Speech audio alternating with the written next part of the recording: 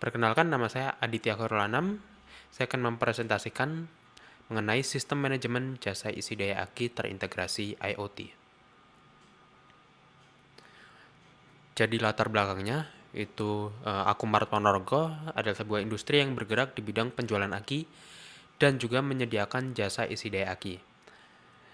Aquamart Ponorogo seringkali mendapati nota dengan nomor yang duplikat. Hal tersebut terjadi karena lalainya petugas ketika membuat nomor pengambilan, sehingga beberapa kali terjadi salah ambil aki. Masalah tersebut menyebabkan Aquamart Ponorogo harus mengganti rugi dengan aki yang baru, sehingga sangat merugikan toko. Kemudian untuk masalah utamanya, yang pertama dalam pembuatan nota dan pelabelan yang susah dikarenakan transaksi yang lumayan banyak, sekitar 350 transaksi per bulannya, dan juga kemungkinan terjadinya nomor label ganda. Yang kedua adalah susah mencari data kapan aki diambil oleh pemiliknya.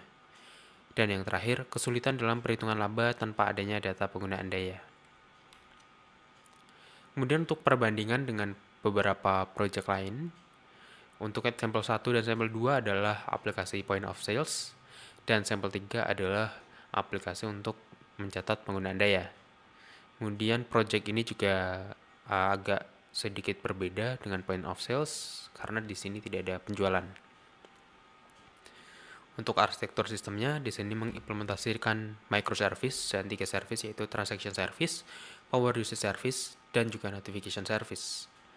Dengan event base menggunakan Apache Kafka dan Nginx sebagai API gateway. Kemudian transaksi baru, itu kita perlu membuka transaksi, kemudian menginputkan data aki, tekan tambah, dan terakhir kita bisa cetak nota. Kemudian terdapat juga kirim notifikasi ke pelanggan dan juga update transaksi. Yang terakhir laporan transaksi dan penggunaan daya. Kemudian berikut adalah alat monitoring daya. Jadi informasi yang dilaporkan oleh alat adalah voltase, kemudian daya, dan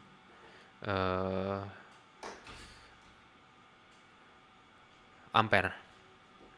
Kemudian untuk UI dari aplikasinya sendiri seperti ini. Yang pertama ada login.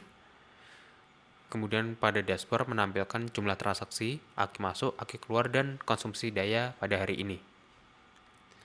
Kemudian di sini untuk transaksi kita menginputkan nomor WhatsApp, kemudian nama pelanggan, merek, tipe, perkiraan biaya, dan catatan. Untuk nota di sini akan di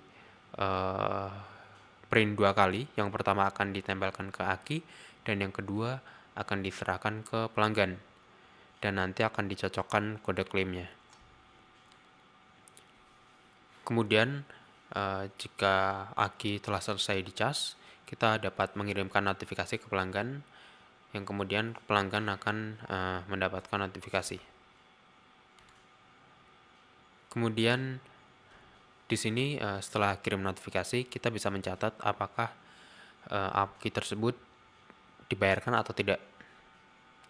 Jadi jika aki tersebut dapat dicas, maka pelanggan harus membayar. Namun jika tidak dapat dicas, pelanggan tidak perlu membayar.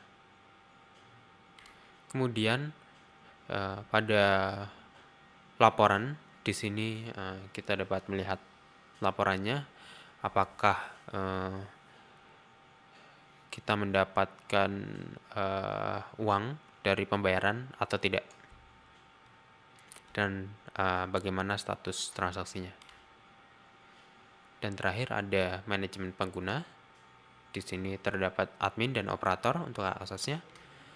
Kemudian kita dapat manajemen alat, dan yang terakhir kita dapat menginputkan biaya listrik. Di sini kita bisa menginputkan berapa biaya per kWh dan berlaku mulai kapan. Oke, mungkin sekian dari